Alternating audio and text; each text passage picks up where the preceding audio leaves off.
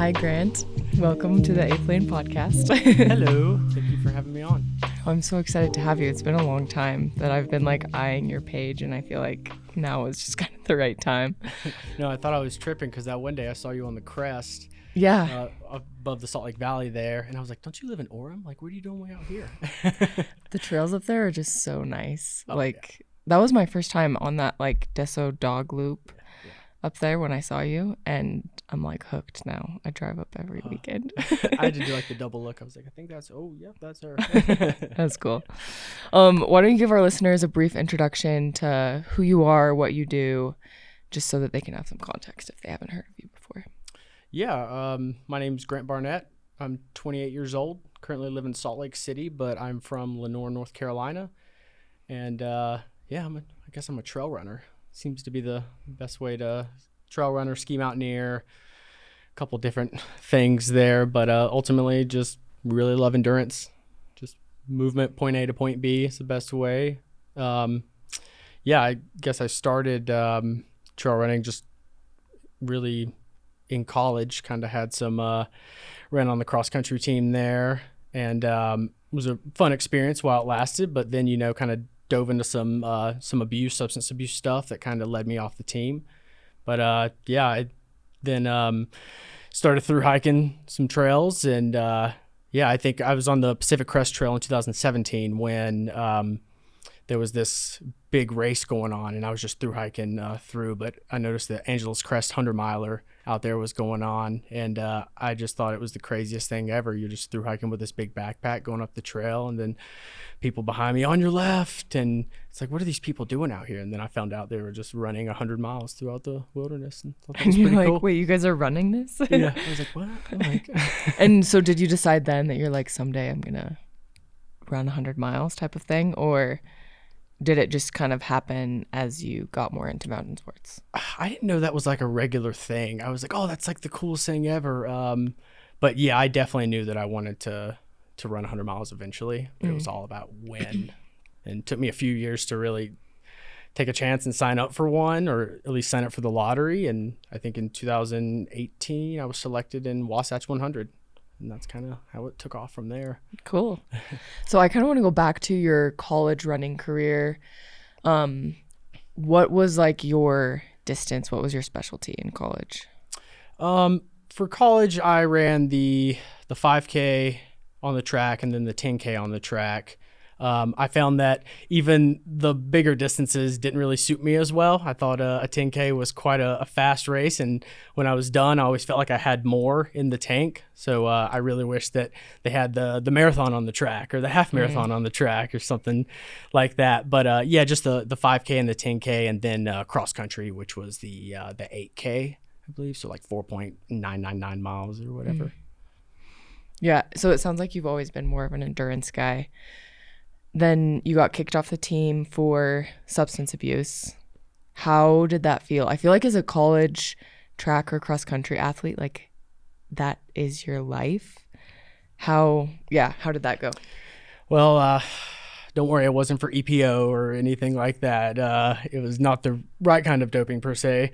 But I was a red shirt my freshman year of college. And when you're a red shirt, you're on the team, but you don't feel like you're on the team because, yes, you can ride the bus to certain events and stuff for races, but ultimately you cannot wear the apparel that your college gives you. So I could not. I went to Mars Hill University, and I could not wear the Mars Hill t-shirt. I had to just wear a regular t-shirt that basically said I was unattached for the races. And I just kind of didn't feel like I was quite a part of the team, and that definitely hit me pretty mentally. Because you're just, you put all this training in and such, and you're trying to find yourself in college per se. And I definitely identified as a runner. I was recruited out of high school, and I thought this was really, yes, finally get to go and compete with the big boys. And then to find out you're a red shirt, you just kind of feel separated. So at that point, I kind of just decided to start diving into more of the other stuff that you're not supposed to do in college, but yeah. And mentally too, I feel it would be difficult. You're doing the same workouts, you're spending the same amount of time, that mentally would be hard for me to be like, okay, like I'm doing the same things as them, but I'm a red shirt. How do you feel like you dealt with that? Or like, have you been able to use that optimism now in your training / racing? Yeah, so much better now, especially now. When you're that young, you're just full of anger and just all these different kinds of emotions, and you're never supposed to really let anger or any of that affect your judgment. And you don't know then. You're too young, and you just kind of want to live it up while you're there. And like you said, my teammates were my boys, and those were the people, we partied with, we just went out to eat with, we traveled with. So, not being able to step on the start line with them, having to go to the bottom or to the end of the starting line and be with the other unattached runners per se, was just terrible. You don't get to take off with your boys and keep in a pack. You kind of have to make your way through. But yeah, I've definitely learned a tremendous amount. And a part of me wishes that I could go back and really throw everything into running. But if that was the case, then I wouldn't have so much. Like, I feel like right now I'd probably be more of a road marathoner than a trail marathoner or an ultra marathoner. So I wouldn't want to change a thing. But yeah, it definitely sucked at the time, but yeah, over time, you just, if I would have stayed on that course, then I wouldn't have thru-hiked the Appalachian Trail, the Pacific Crest Trail. I probably wouldn't have gotten to ultras or even be currently living in Salt Lake. So I wouldn't change a thing. This episode is brought to you by Mercedes-Benz Van Center Warner, Utah's largest selection of recreational and commercial vans for all purposes, new, pre-owned, and rentals.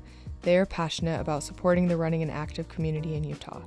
Check them out at mbvancenterwarner.com. It's very cool. You told me in a text earlier that when you got kicked out, you kind of fell out of love with college running and then dropped out of college, right?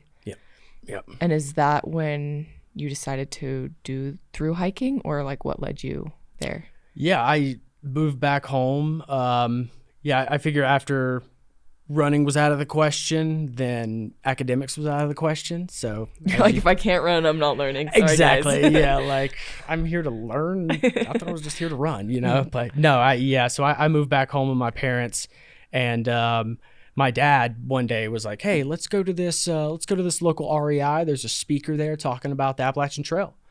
And I was like, "Oh, sure, yeah." Didn't really think much of it, and we went. Why did he want to take you there? He saw that I was going down a very dark path pretty quickly, and he just thought that I needed outdoorsy things and fresh air. It's a pretty cool dad. He's yeah, my biggest supporter. He's the man. But yeah, we wouldn't just talk to this guy, talk about how he had this incredible experience for 4 or 5 months, just everything he needed on his back, and it just sounded like the coolest thing ever, just per se, this pilgrimage that people take. So after the meeting, I was kind of like, oh, that was pretty cool, didn't really think a tremendous amount of it.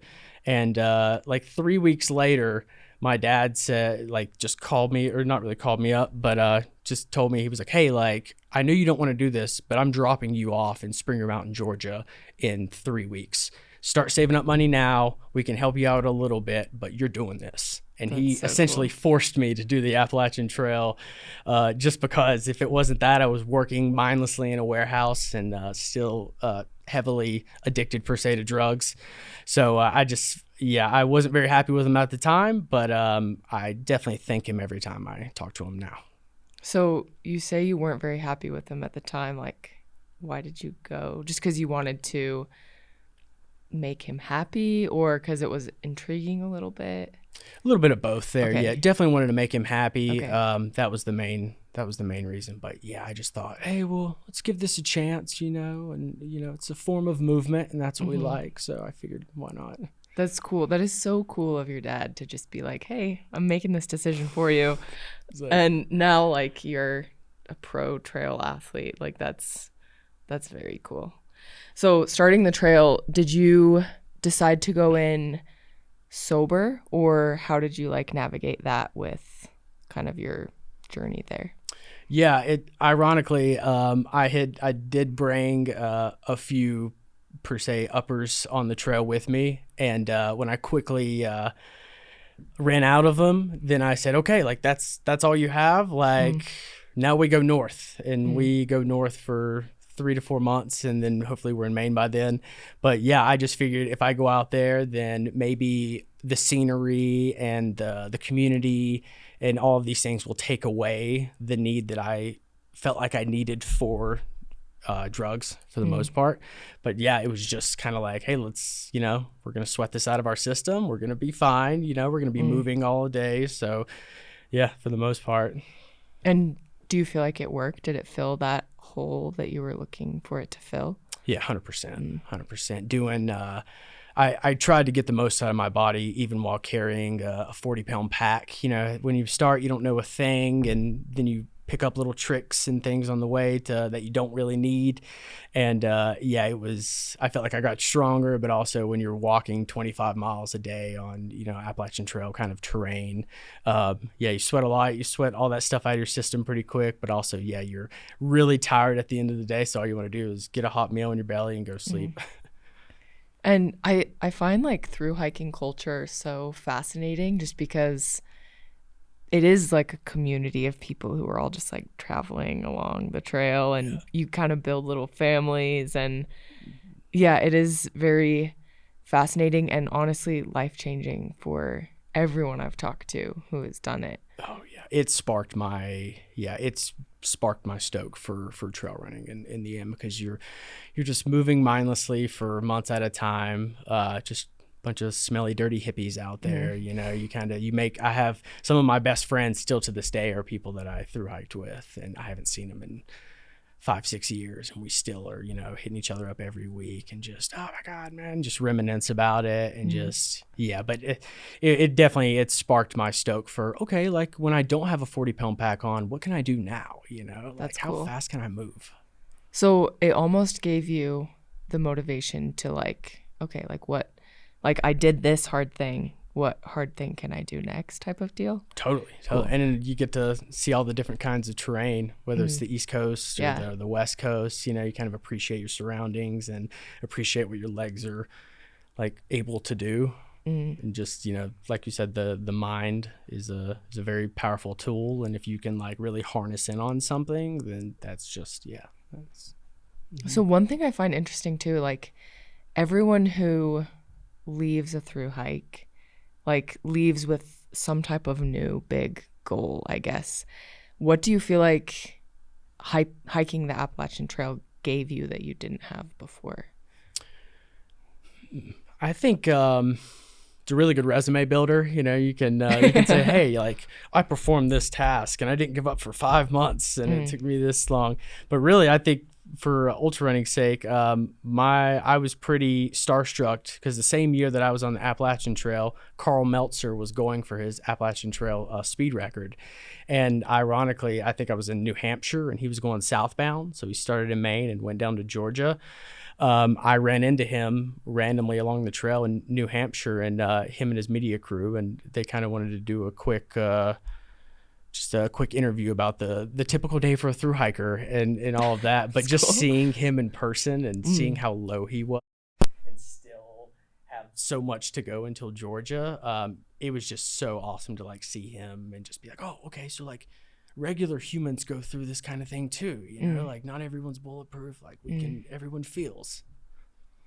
Yeah, and that's like the cool thing about ultra running to me is like you go watch anyone run a race or crew anyone running a race, and everyone has like these insane lows that somehow they have to find a way to like do mental gymnastics through to like be able to finish the race or like FKT or whatever they're going for, 100%. Yeah, I love it. Everyone can't always have perfect days, and that's one of the things I love about this sport is like at the end of the day, you're human, you can feel, and seeing some people have a better day on that depending day, and other people, have a quick bad section, and then they just crawl their way out of it, and then they have a good section. It's just, oh yeah, it's such a mind fuck. It's so cool. So you finished the Appalachian Trail. Did you then come to Salt Lake, or how was the transition there? Ironically, I went back to North Carolina and I got the same job that I had before. And which was not the greatest. It was really nice to be like, oh, I just hiked the Appalachian Trail and now I'm back here and I'm trying to make money again and just settle back into normal life per se. But I fell right back into that ridiculous reoccurring issue of working with the same people that, you know, you just want to find acceptance, and you come back and, you know, you're a college dropout and you're just working in a warehouse, mindless work. And you fall back into that same crowd. And so unfortunately I got back on some drugs, and that was kind of probably my lowest point, is because, you know, I just had this epic experience of just everything I needed was on my back, and just, you know, the purest form of movement, just walking from state to state and walking essentially the whole East Coast. And now I'm back here and I'm like back to like snorting cocaine. Like what is this? What's happening? You know? So that next year I'd saved up enough money to where I was like, dude, like we got to get out of here. Like we have to like make a change. And at that point I told my dad, I was like, hey, like I want to do the Pacific Crest Trail now.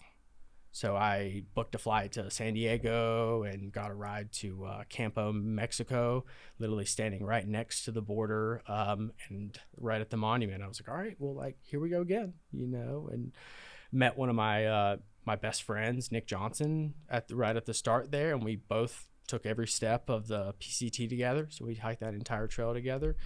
And right after then, I came back to North Carolina, got a different job, and to where I wasn't associating myself with the same crowd of people. And I randomly quit that job when I saved up money, and I said, hey, I think I just want a road trip.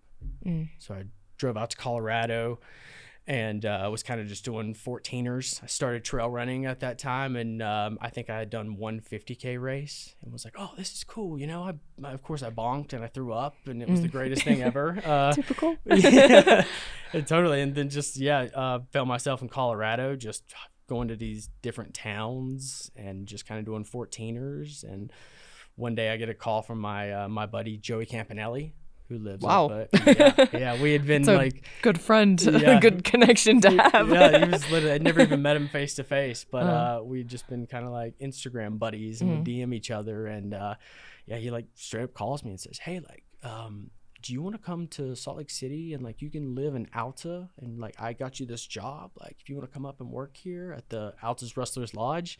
And I'd never even seen this guy face to face or had you been talking to him and saying like I'm looking for a job, or did this he just hit me up? He was literally just like, hey, I found you a job, come to Salt Lake. That is so cool. That is so cool. I was just talking with him, and he was like, how you doing? I'm like, I'm good, you know, I'm just kind of bored because I'm just doing 14ers and chilling. And he was like, well, I got a gig for you. And then I just drove 8 hours and I was in beautiful Alta Ski Resort, Utah. That is so cool. That's insane. I think that's like crazy inspiring that you like had this really awesome experience where you're like, wow, I can do hard things. Like people do hard things and they get through it, and then to go back to like maybe rock bottom, I guess is what you said, and then to again like pull yourself out of it. Like to me, like that type of comeback is so interesting, and I don't know, I want to like put like steps to it or something, because I work with people every day who are like going through really hard things, and it's hard to like articulate to them like what they need to do.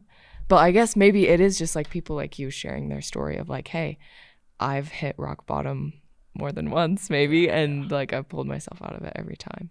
And like I said, half the time, you know, you want someone to look at you and say, wow, you're cool, man. You know, like you just want acceptance, and you want to like, I think half the time you just want to feel something. And when you're just doing the same thing over and over and over, it really makes it hard to feel that way about that thing.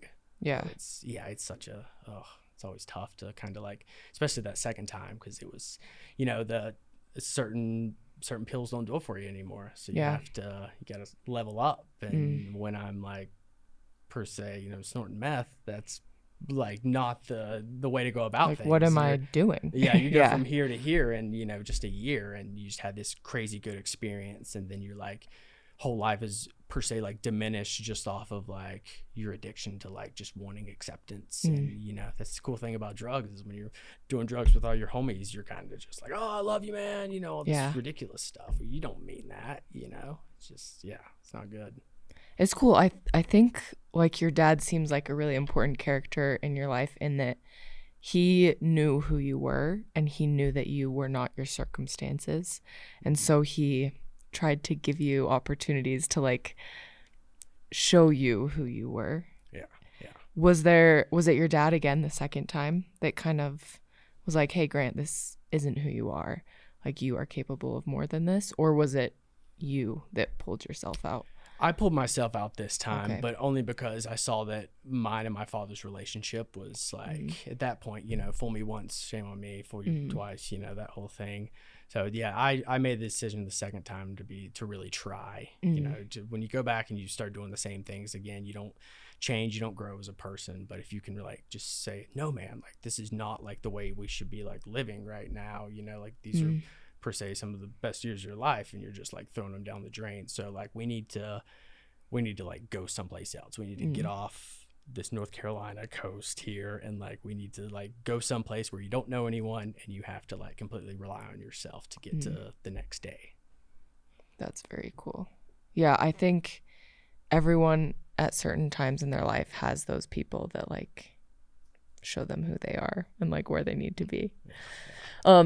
So after coming to Salt Lake, how did you kind of get into the pro scene of ultra running? Like, what was that journey here? I know, right? It's so, well, yeah. So I worked up at Alta's Rustler's Lodge. For people that know it up there, it's a very famous hotel at a ski resort there, usually a 5-star hotel. So a lot of people coming and going throughout the winter.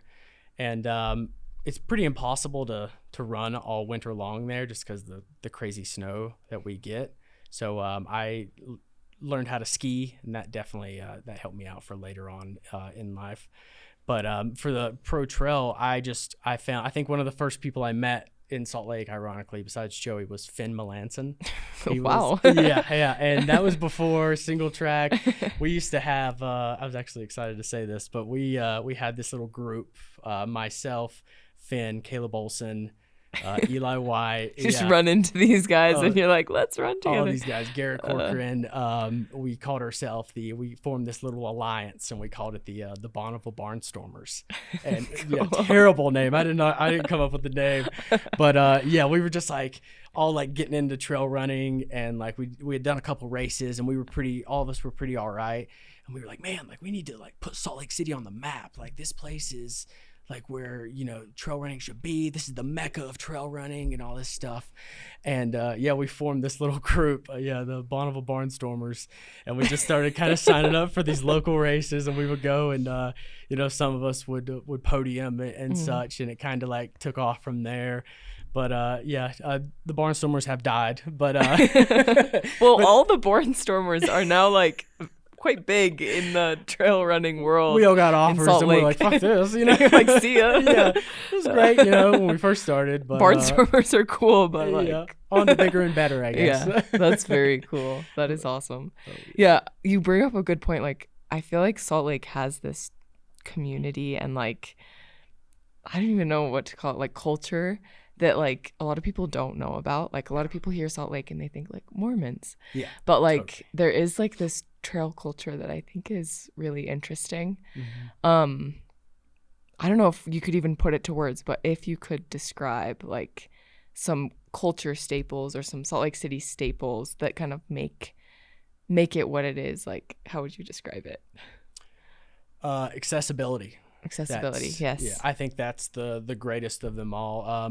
You can have big mountains outside, but if you have to drive 40 minutes to get to those mountains, I think sometimes it's kind of like, it's a little irrelevant.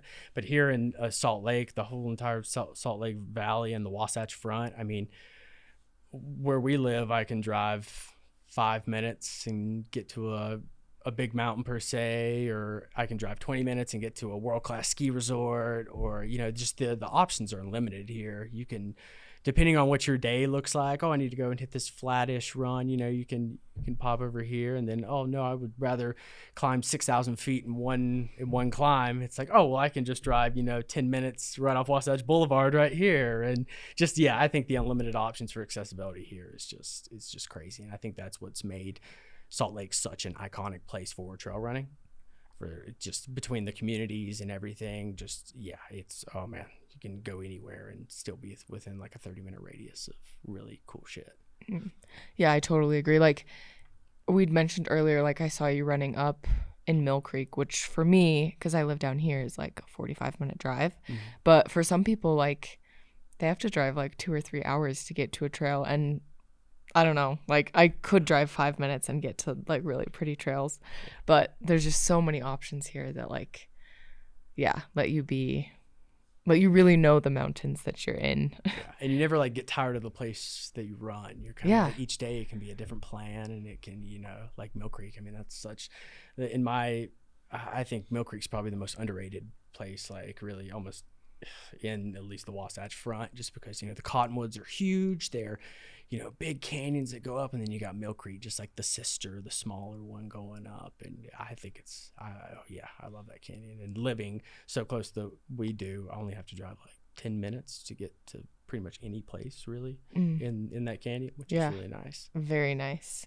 And I feel like the community here has almost like, there are routes that have become like really dear to people's hearts, like in Alta, like the Alta Loop, or like the Whirl is talked about a lot here. The FKT for Timp is like highly sought after. Like there are these routes that like are like really close to the community's heart, that I also think is cool, that like as you dive into this community and like get to know more people and try things out, you're able to like get to experience all of the things that make it what it is. And like for me, like West Grandeur is that is my like, like whether I'll never be the best on it, but just you question yourself when you line up and you're like, okay, look, let's push this thing, and you try and jack yourself up.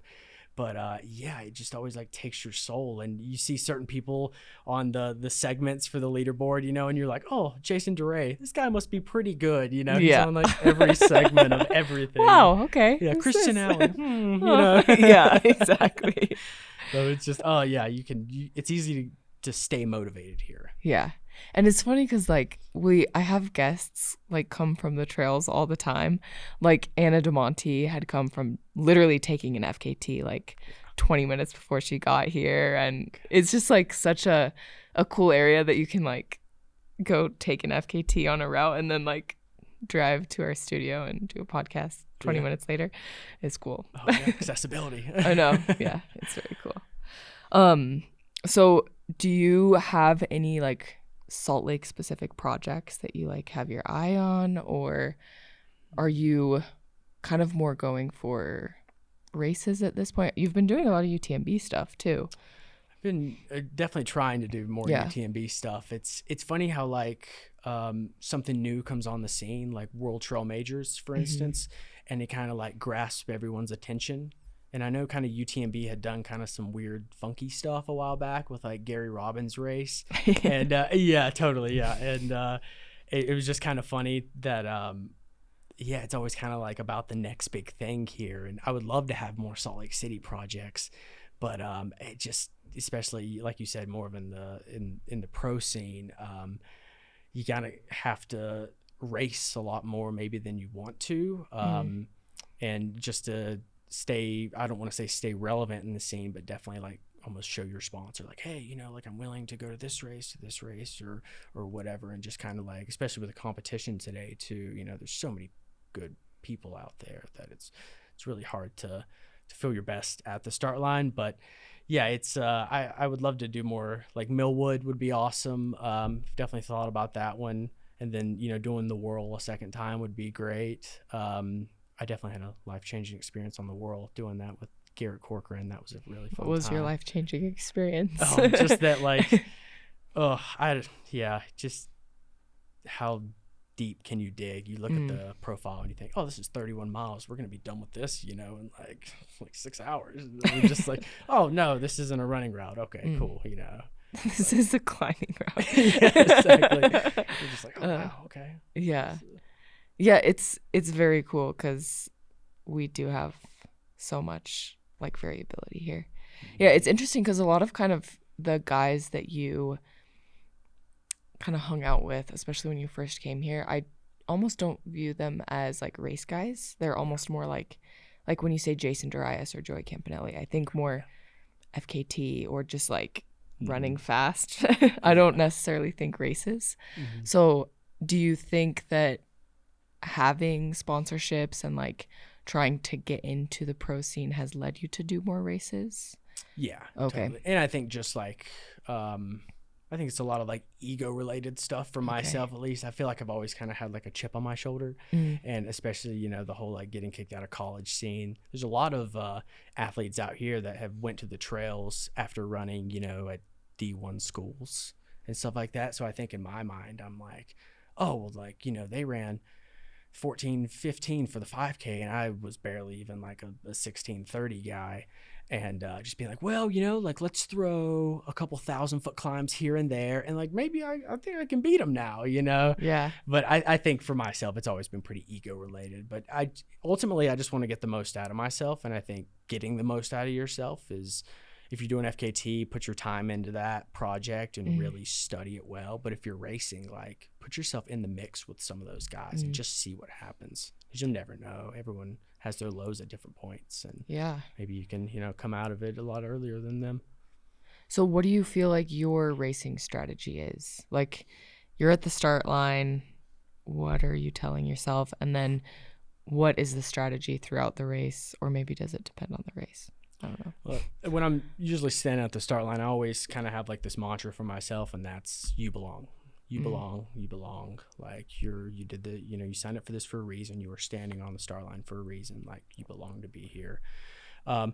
My old self would say, oh, let's just gun it at the start line and like usually bonk around 20 miles and then we'll kind of like shuffle it in, look like we're a lot faster than we really are. But I'm starting to learn a whole lot more about that. And I think taking that patience approach has really helped me out a lot. Like Speed Goat, I felt like I nailed that one pretty well. Yeah, you did so well at Speed Goat. That was an amazing race. Congratulations. Oh, well, it's like, I felt like it was such a good result, but like my gut was not there. My legs felt great. I know. I saw like projectile vomiting in some of your videos, and I was like, he was going through it. It's like make ultra running raunchy again. Like cheer for the guy up there puking his guts out. Or that's what it is though. Like it's a battlefield. Or like if you're at the finish line, maybe go for that heel click and really try and nail it. And then if you fall on your face, like that's on you. I totally meant to do that. All those people at the finish line looked like they were sleeping, so I was like, oh, let's wake them up. Heel click, face plant. And everyone, ooh.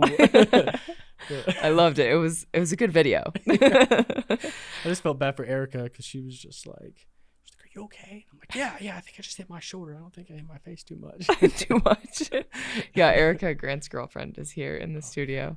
And it looks like she's like a huge support on a lot of your races. Like not only as crew, but like emotional/mental support. Do you want to speak a little bit to that and kind of the importance to you to have someone on your team who believes in you? She knows how I feel before I feel it. Like she knows what I need whenever I'm like questioning, do I need that? And she's like, no, like you need it. Like she's she's the best crew chief. We really like try to plan logistically some of the races, especially UTMB and a little bit more local stuff. But no, she is and it's so great to like be in the woods for 6 hours and then you come out, to this aid station and then you see the person that you love and you're like, oh my God, like I know why I'm here again. And they're like clean and happy. Yeah, exactly. And she's like, hey honey, how are you doing? And I'm like, oh, I feel like shit, but now I feel better because I see you, But no, she's been incredible. She really takes like the logistic approach to things, which is what I need. Usually I'm just like, oh, maybe just like pop a goo every like 30-ish minutes and we'll just kind of go from there. And she's like, no, like you're going to take this, you're going to take this, and then this, make sure you're doing this. And it's exactly what I need to hear because sometimes running these distances, you forget to think, you forget to use your best judgment, and having someone there that already knows how you feel and knows how you've previously felt, and knowing what you need, like it's so huge. I would argue that's the biggest, just knowing someone like that, it's fantastic. And just from like talking to people, it seems that there are like two different experiences with ultra running, right? There's like ultra runners who are there to like finish and have a good time, and then there are ultra runners who are there to compete. And I think competing throws in like this whole other distraction because you have to be thinking about the logistics, like how many carbs you're taking in, how much sodium, how much water, and then also like, do I need to change shoes, like all those little things. But then throwing in competition of like, okay, can I hold this pace with him? Should I respond to these attacks or whatever? Like there's just so many different things to juggle that totally like having someone who's on your team who loves you and who you can trust is important. Yeah, it's the biggest performance enhancer is having someone there that like knows exactly what to do. It's massive. I like that, performance enhancer. I've never heard someone say that before. So this year you just recently got back from Chamonix, and it wasn't like what you thought it would be, and it wasn't even like your fault, it sounds like. Do you want to give just a brief explanation of what happened, and then like how mentally you bounce back from something like that and move on to the next thing? Yeah, well, UTMB, the big loop around Mount Blanc,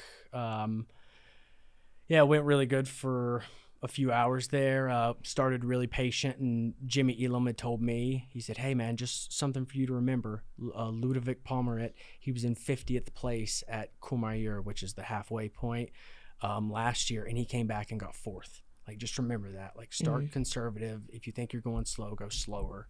Just because that next 50 miles is going to be really hard. It's going to be the majority of the climbing. So, at the start line, I took off, and surprisingly, I ran with Jim Walmsley for the first 6 or 7 miles, but he was like So way random, back. yeah. So he was just like chatting with everyone, and I was like, well, like maybe I'll hang on with him for a second, and just was kind of just chilling out. And I knew people were going out really hard. And I think I came into Grand Col or Les Contamines at mile 75, I was in 75th place at mile 20, 30 around there. And I was like, wow, like there's a lot of good people out here, and they're like really going for it. So after then, we actually started the actual climbing of the course, and I felt really good. And right when we got up to altitude, I started pushing a little bit more, and I passed 20, 25 people in that next section. Wow. And it's just crazy how quickly you can gather momentum and just go along with it. But the aid station before Courmayeur is where kind of everything unfortunately fell apart. My gut felt great, my legs felt great, but I was just coming down this climb into the aid station before Courmayeur, and just kind of hopped off this rock really quick, and my right foot came out from underneath me, and kind of tried to brace myself with my arms, but it all happened so fast that I just like nailed my back on the rock that I kind of hopped off of, and was kind of just like moaning on the ground there for a little bit, and kind of like, just kind of have that feeling of like, fuck, like I think that's it. But I got up, and I started kind of walking down and just shooting pain up my back. So it was pretty easy for me to hobble down to the aid station and just call it quits there. But that final 43-minute downhill mile definitely sealed the deal for me. But I went to the medic tent. They had a bunch of people had already told them that, hey, like someone fell back there, like they look pretty messed up. So which was awesome, like people already letting them know how I felt. But I went in there, sat on the medical tent. There was nothing wrong with my back besides just a pretty good bruise or something right on the spine. So Yeah, ironically, the guy gave me some he gave me some painkillers. You're like, Ironically. thanks, bro. And I was like, fuck, dude, can I just take one? And he was like, no, like you have to take Mm. two, but if you take these, you're out of the race because they're pretty strong. Yeah. And I was like, all right, well, like I think that's my day. So yeah, I ended up taking them, and they shuttled me off the mountain and met back up with Erica and my host brother John, who was helping me out there. So yeah, it was unfortunately a pretty quick wake up call, mainly just like to the competition that happens at UTMB, and also like the pros definitely outweighed the cons on this one. Like, you know, you start off smart, all the nutrition's going in good, which is a win in itself. Yes. Really. Yeah. You know, you stay patient, you stayed hungry. I was still running the uphills at mile 40 right before then. So I was like, oh, like I really felt like it could have been such a great day. But you know, ifs, ands, or buts kind of stuff. Yeah. But yeah, it was a pretty quick decline there, but it just makes me hungry for next time for sure. Totally. And I think like there is obviously the pressure of like, okay, I have people out here for me. I have sponsors. Like there are those pressures. But I think maybe the hardest thing is like really like gathering the courage to believe you can do something and to train for something for so long, and then to like not live up to your own expectations of what you think you can do. And everyone can relate to that, like even if they're not as fast as you are. But how can you bounce back from something like that? And how can you deal with that in a way that's like, okay, I'm dealing with this, but also I'm moving on? Yeah. Well, I hate to shift the blame to other people, but I think it was pretty easy for me to say like, hey, it's okay. It's, you know, this happens to everyone, because the drop rate this year was pretty insane. I mean, the top 20 guys that were there, only 5 finished. And like, I don't know if you saw the drop rate, but I mean, it was pretty easy for me to be like, hey, like you see all these other people that are like even more pro than you, like they dropped. Like, so it's like, you know, that nonstop, everyone's human. And just kind of like thinking back to like all the training you've done, like you said, and then you drop out and you're kind of just like, well, like it's kind of hard to stay mad when you're in a beautiful place like that. Yeah. And, in my mind, like, okay. Yeah. In my mind, I was like, oh, well, dude, you didn't come here to run UTMB. You came out here to start UTMB and have a 40-mile training run, you know, in the beautiful mountains of Chamonix. So it was, that was the good part, was I took some time off afterwards, and I'm already like really hungry right now, kind of for that next big thing. So it was pretty easy for me to come back here and get stoked again once you know, back looking at the mountains and such. Yeah.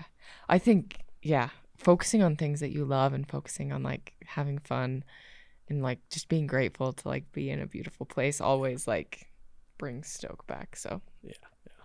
What is your next big thing? Can you say, or is this like to be announced? Well, I really don't know, and that's what I'm really excited about right now. I'm just running off of the love to run, being able and being grateful to run. I'm trying to build my schedule for next year, and I'm about to sign with a new sponsor. So congrats, that's awesome. Oh, thank you very much.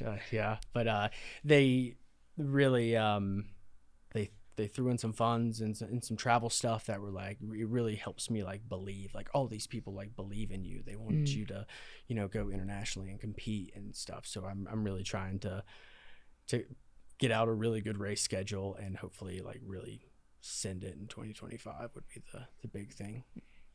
Well, I'm excited to follow you. I just kind of last couple things, because I do want to respect your time, but training philosophy for you, do you have a coach? Do you program your own workouts? Is it more just like, I'm going to go push, or how do you train? That's kind of it. Yeah. No coach.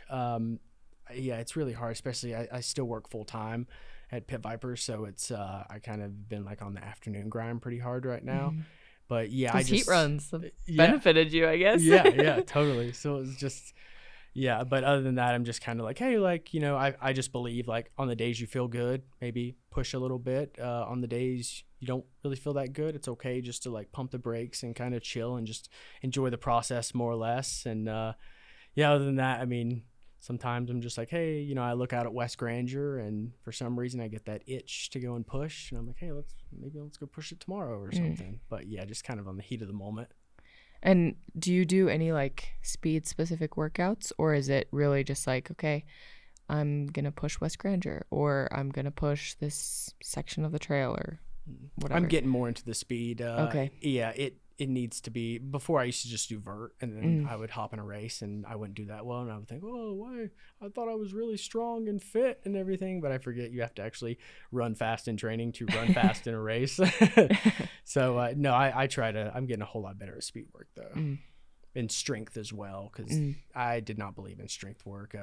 I thought strength work was just when you run uphill a lot and like, oh, I think they'll respond. I'm strong. Yeah, exactly. Do a couple squats and it's like, oh yeah, I'm good. But no, I'm really trying to like dial back a really good training program to kind of check off all the things that I used to not do to hopefully get a better outcome. What convinced you for strength?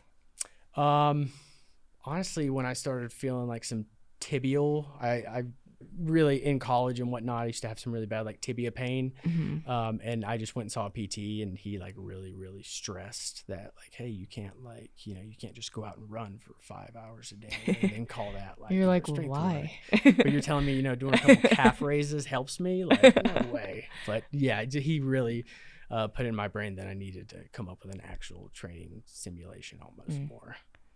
Cool. That's awesome. Well, the last question we ask guests is always, if there was one piece of actionable advice that you could leave to our listeners, what would you tell them?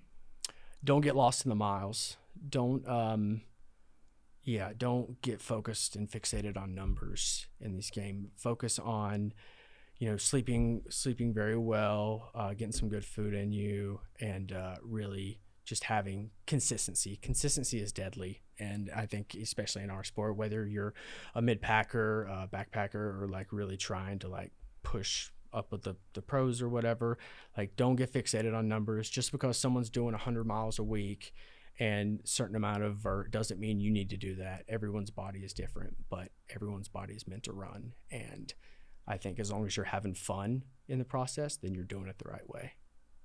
I love it. And if any of our listeners want to follow you or watch out for your next sponsorship, where can they find you? I'm usually on Instagram, Run with Grant, one word.